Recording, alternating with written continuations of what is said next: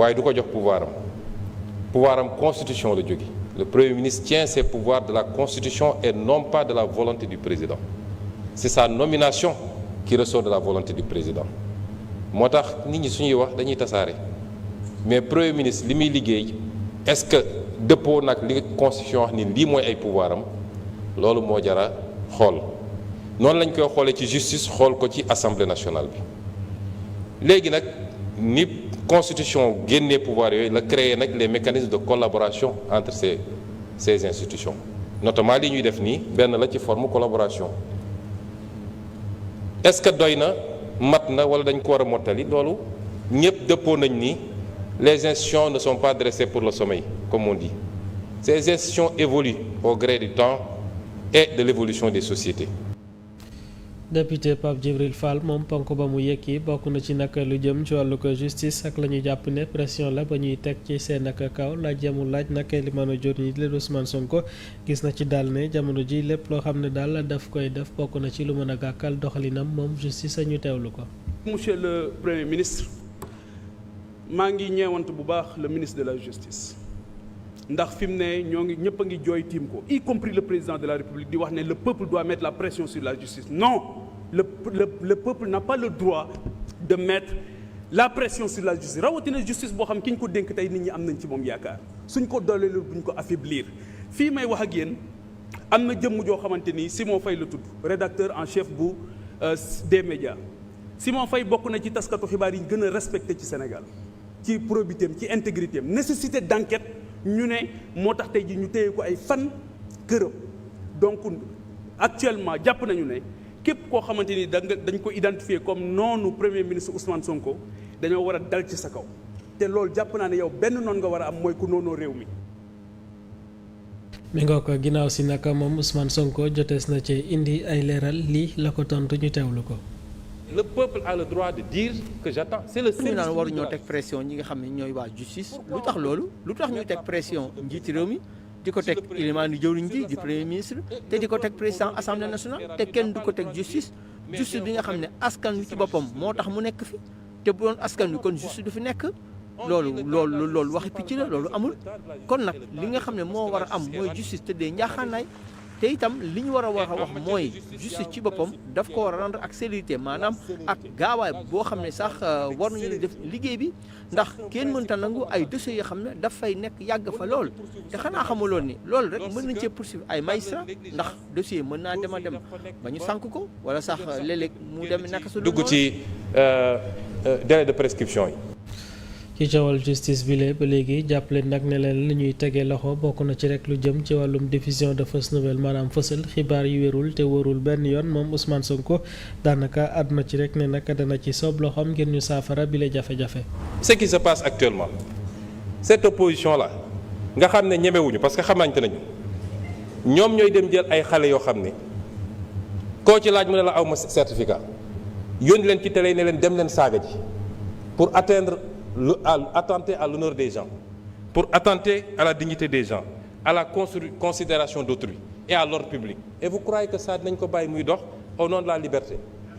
Moi, je vais vous dire une chose. Ba fi mu toll nii je ne me suis jamais intéressé à ces questions. Lu xew ci réew mi ñu ne Sonko la. Je n'ai jamais fait arrêter quelqu'un. Le ministre de la Justice est là. Te gis nga ñi ngeen di sacrifier wujaaw yi ngeen di yónni ñuy dem di saaga ñoom seen cas nañ ko régler rapidement. mu des nag xanaa yéen opposants yi ponkalu opposants yi nekk seen kër yor seen i milliards di joxe di fay ay loyer pour nit ñi saagal leen xanaa dañu génn ñeme léegi bis bu ñu effacer ñoo ñëpp ils prendront leur courage pour sortir et on les attend.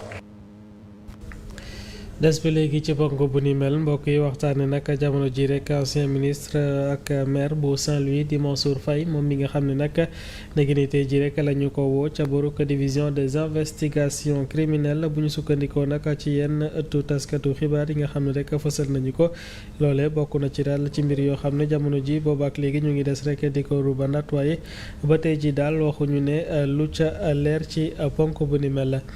Jaraaf Youssou Ndoye itam bokk na ci ñi nga xam ne ni justice woon na leen ngir daat leen a déglu tey ji ci altine gi mu mel ni ca division des investigations criminelles tam foofee daal la war a jëm njort bi nag ci coow li la bokk na ci rek lu ñeel wàllu ko coowal suuf lu du mel nag bu ko weesoo amul lenn ci leeral yoo xam ne daal jotees nañu ko fësal ca boobe lekk convocation. addu jëmale mbokk yi ci leneen bokk na ci rek loo xam ne nag ñeel na wàllum napp gi foofe ca boruk Dagana ak gaal yi nga xam ne daal daanaka yekki nañ leen ngir rek gën a ñoŋal lépp lu jëm ci wàllu surveillance ki rek ca boruk Daxka bokk na ci rek loo xam ne ni askan way yeewoo ca boruk Boxol daanaka addu nañu ci ñu teewlu seeni kàddu. ñaari pirogue yi bi ci jiitu ñu ngi ko jagleel conseil local pêche artisanale. gaal googu nag dañ ko destiné comité de surveillance bi nekk ci CLPA bi ñi nga xamante ñooy dem di saytu napp gi di xool matériel bi ñuy tere ñu ko jàppee ñu mën ko ci gaal googu la ñuy utiliser di ko liggéeyee pour ak bërëb yi nga xam ne dañ fay tere ku fay napp moo ko tax a jóg.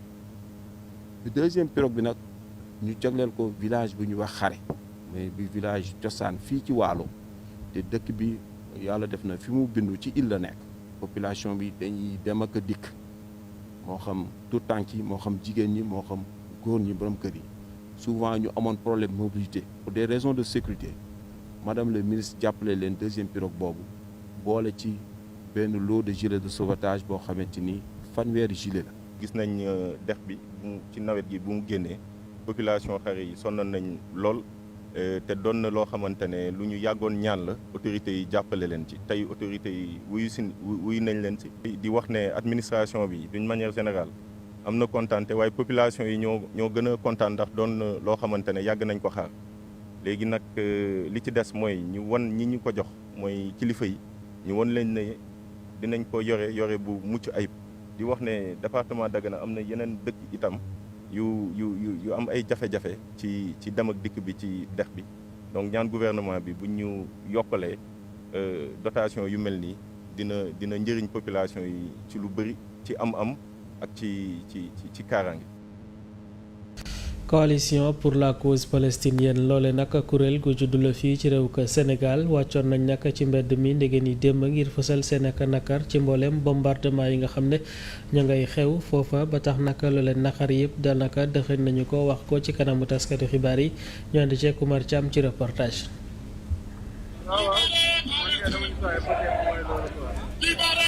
ñu nekk ay téeméeri nit daal di ñëw fekk ci ndoxum ñaxtu bu coalition sénégalaise pour la cause palestinienne ñu daal di koy dooree ca rond-point école normale jeexalee ko ca rond-point Jet d'eau liñ ci daal di mébét moo di ñëpp daal di jot ci ñaawteef ak jëf yu bon yi nga xamante nag état bu Israël ak Benjamin Netanyahu ñoo ngi koy daal di amal. ñoom li ñu bëgg Donald Trump ak Israël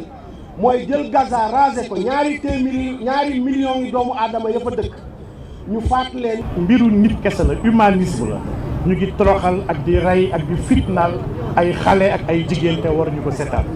Seydi Gassama ak àndandoowam ñoom nag yéeyu ñu benn yoon seeni kàddu jàpp nañ ñi la fa am génocide la maanaam boom lañ fay daal di amal ñu ñaax rek état bu Sénégal ba mu daal di dakkal lépp luy relation bu dox seen diggante ak Israël. di wax ni ñun Sénégal nañu génn ambassade bi parce que boycott li nga xamante ne mooy produit yi parce que loolu mooy li nga xamante ne mooy li war fi mu toll nii. Aucun Sénégalais ne devrait prendre les moutons de Tabaski de l'ambassadeur d'Israël à Dakar. dugulee nag ñu daal di nemmeeku rassemblement bi ni mel. bii nag ay responsable politique yu bari nag ñoo ñëw daal di koy fekkee bokk na ci ñi bokk ci Pastef ci njiitalu Ayib Daffé nekk président bu groupe parlementaire bu Pastef ñuy daal di jàppal tànk waa Palestine. parti Pastef dina taxaw temm ci booru waa Palestine ngir nag fexe ba ñu dakkal li nga xam ne moom moo fa am. par l'État d'Israël. waa Sénégal ne duñu noppi benn yoon ñu dogu nag ngir teg pression sunu njiit yi ba ñu daal di fekk ci Afrique du Sud ci xeex bi ñu daal di sumb maanaam daal di dakkal Benjamin Netanyahu ak i àndandoom li ñu daal di teg fitna Palestine. jërëjëf Oumar Thiam ci ndaje moom sax la ñuy des waxtaane rek Ayib Daffé mi nga xam ne nag moom jëloon na kàddu waxtaane lu jëm ci wàllum droit international la mu gis daal jamono ji bokk na ci ñu gën koo jox gëdd ñu teewlu ko ci ay kàddu. mais mënuñoo comprendre une organisation des Nations Unies jël ay résolution mënuñoo comprendre Cour pénale internationale jël ay décision mënuñoo comprendre Cour internationale jël ay décision état d'Israël bañ ko respecté mu am ay yeneen état yu ñëw di ko ci jàppale ñun nag en tant que peuple sénégalais en tant que représentant en tant que député nous exigeons nous demandons le respect du droit international pour l'existence d'un peuple palestinien indépendant libre et le respect de son intégrité territoriale et de sa souveraineté internationale donc loolu mooy suñu combat di remercier nag tout le peuple sénégalais pour sa mobilisation donc cette mobilisation ne doit pas faiblir doit continuer ba peuple palestinien am lu nga xam ne moom la ñun ñëpp am parce que récemment rek Sénégal moo ngi doon fêter indépendance am le 4 avril donc dañu war a xeex pour que inch'Allah dans les plus brefs délais le peuple palestinien dispose de sa souveraineté dispose de son intégrité. waxtaane mbokk yi fitna ga jib ca boruk république démocratique du Congo mu mel ni nag jamono ji njiitum réew mu Togo di Faure Gnassingbé la ñu rek daal di tànn ngir rek moom moomee mu dox ci ab tànku jàmm bokk na ci nag dogal boo xam ne rek Union africaine moom la daal di jël ngir saafara rek coow la nga xam ne daanaka jib na fa moom mi nag buñ koy fàtte rek moom moo fa wuutu njiitum réew mu Angola di João Lourenço moom mi nga xam ne nag moom moo yoroon boobu lekk ndombal tànk ba ci weer wi ñu génn kon bokk mel na ni jamono ji mbir la moo xam ne daal tar na torop ba jamono ji rek mu tax njiitum réew mu Angola ma ñu fa tegoon daal di rek lajj ci mburu mu ni mel rawat na rek ci waxtaan yu amee woon wàllum diplomatie ba mu ca laloon jamono ji daal mu mel ni yëf yi daal dese na dina ci loxo njiitum réew mu Togo. tàggat yaram lañuy àddu jëmale rek ci Ligue 1 bu Sénégal fukk ak juróom-ñeenteelu ko bëccëg bi jongante nañu ko jaraaf bu Dakar gën rek defar toogaayam ci bopp ko championnat bile ci wet gi ni ñu seetlu rek moom mooy ca njeexital la jamono bu Fatick daal dafa mel ni yëf yi dara doxatul ci moom ñu teewlu jàngat bile. caax yi yëngu na ci fukk ak juróom-ñeenteelu bëccëg bu Ligue 1 sénégalaise fukki bit lañu ca dugal ngir spectacle bu doy waar Casa Sport ca këram ba amul nay ambition waaye rek club Fagno bu Ziguinchor dafa nërmeelu benn bal ci dara ci kanamu Dakar Sacré-Cœur opération bu baax bi Walidane moom moo ko daldi def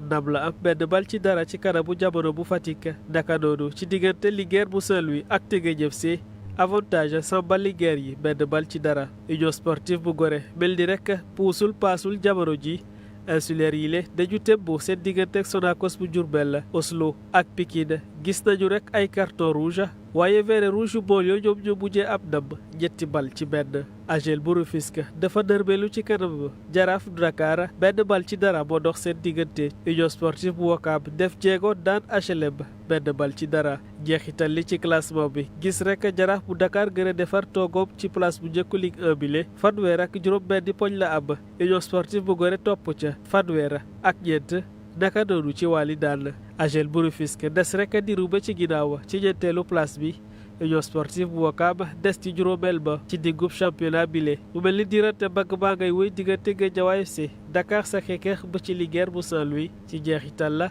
Jamono bu Fatick dara doxul ci ñoom fukk ak juróom benn poñ lañu am toog ci fukk ak juróom benneelu place bi. jaraaf bu Dakar mi ngoog moom moo jiitu waaye nag ñaari poñ kot la rek ñaar ñi nga xam ne ñoom ñoo topp ci kawam mu mel ni jamono ji loole bokk na tam ci seetle ngi ñu def ba ci biir ak tableau bile jamono ji loole daal des ñi koy waxtaane ba ci Cheikh Tidiane Sène mi nga xam ne moom entraîneur la waaye tamit kuy tàggat la jamono ji la mu gis moom mooy war nañu rek xoolaat taxawaay bi nga xam ne ñoom club yi amee nañu ko ngir gën a yokk seen ak efficacité. Donc le problème avec notre championnat local, c'est qu'il n'y a pas pratiquement de buteur, effectivement. Et ça, c'est un constat qui est là. Malheureusement, bon, c'est un constat qui se fait ressentir même dans le championnat en Ligue 1. Donc le problème qui se pose, moi je pensais que déjà Jaraaf, quand il était éliminé d'Afrique, il allait s'imposer. Man loolu laa jàppoon. Pratiquement da ngay jouer benn journée nga am def victoire prochaine journée nga war a continuer ci lancer boobu pratiquement tu peux rester deux matchs sans gagner ça pose problème boo xoolee les 4 premiers il y a deux premiers là-bas ils viennent de la Ligue 2 et pourquoi parce que pratiquement c'est le même niveau en Ligue 2 et comme en Ligue 1 amul écart il y a pas d'écart parce qu'il y a pas assez de buts donc c'est toujours le statu quo jusqu'à présent on ne peut pas connaître qui va remporter le championnat ça pose problème. ki ëpp li mu dugal ci championnat bile juróom-ñaari donc le problème avec notre fukki bëccëg ak juróom-ñeent bokk na ci seetlu gi ñu def mu mel ni loolee daal néew na lool bu ñu xaymaa rek li nga xam ne jotees nañu ko football docteur Gandour gis nag ne jamono ji daal war nañu taxawal ay projet yoo xam ne daal dana tax ba ñoom attaquant yi li ñu gën a mën a dugal ay bal bu ñu jàkkaarloo camp yi. Problème offensif avec les U17. waaw dañu am jafe-jafe au plan offensif ak U17 yi ak équipe nationale A kon gis ne kat wàllum attaquant moom daanaka sax loolee doom bu góor la kon sax am ko daal jafe-jafe la te loolu itam rek liggéeyaguñ ci ba tey amul benn politique boo xam ne kat teg nañ ko ci waaye gis-gis boo xam ne tam war nañoo liggéey tamit ci poste boobee. de match nul. 38% de match nul dans un championnat ça veut dire. téeméer boo jël fanweer yi ak ñett yi ci ay match nul la loolu kat mooy wane daal léeg-léeg kat score bi du demee noonu kon maanaam ci tënk rek daanaka sax loo jël daal benn bi sax ak genn wàll daal ab par match la ñuy daal di am loolu kat mooy wane daal ak 1-0 la wala 2-1. Pour les clubs pour l'équipe nationale. il faut ñu am benn vision à long terme. maanaam attaquant yi comme nañ ko xamee rek ñoo xamee daal ñoom kat du ñu sori surface bi maanaam ay tilli dëgg la ñuy nekk kon nag ñoo xamee daal dañuy rey match ba fa saasa. Une perle très rare. Il faut commencer à avoir une politique de formation pour ce poste-là. di ko jaajëfal moom Momar Cissé mi ñu tekkil yooyu lekk kàddu mbokk yi moom moome sax la ñuy desandil ànd ak yéen demi-heure lu yéenekaay yi xëy fësal tey ci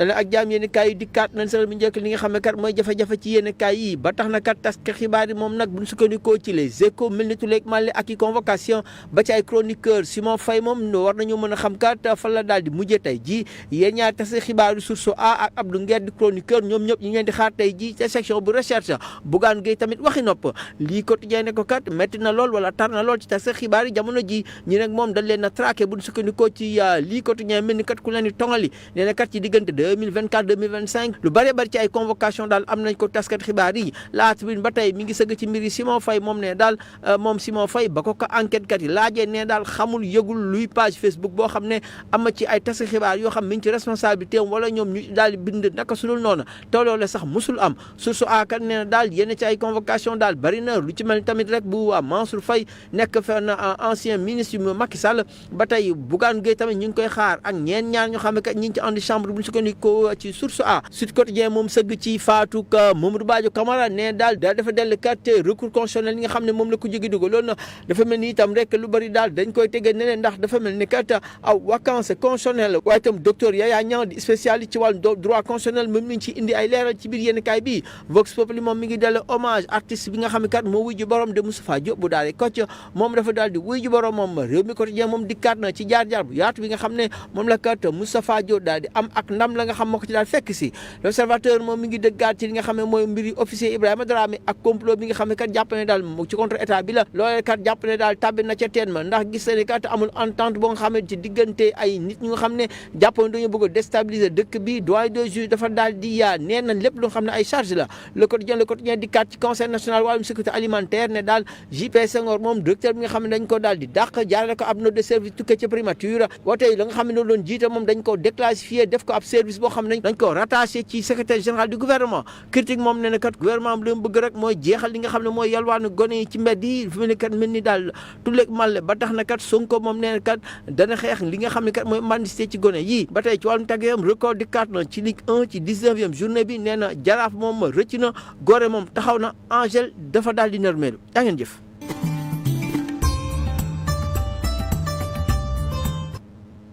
jërëjëf Momar Cissé mbokk yi cant ak gërëm ñeen la leen yéen ñi doon ànd ak ñun boobaak léegi dig daje ci yeneen jotaay xibaar lay doon lu mooy loole bàyyi leen ngeen wéy di topp suñuy programme jaa ngeen jëf jàmm ak jàmm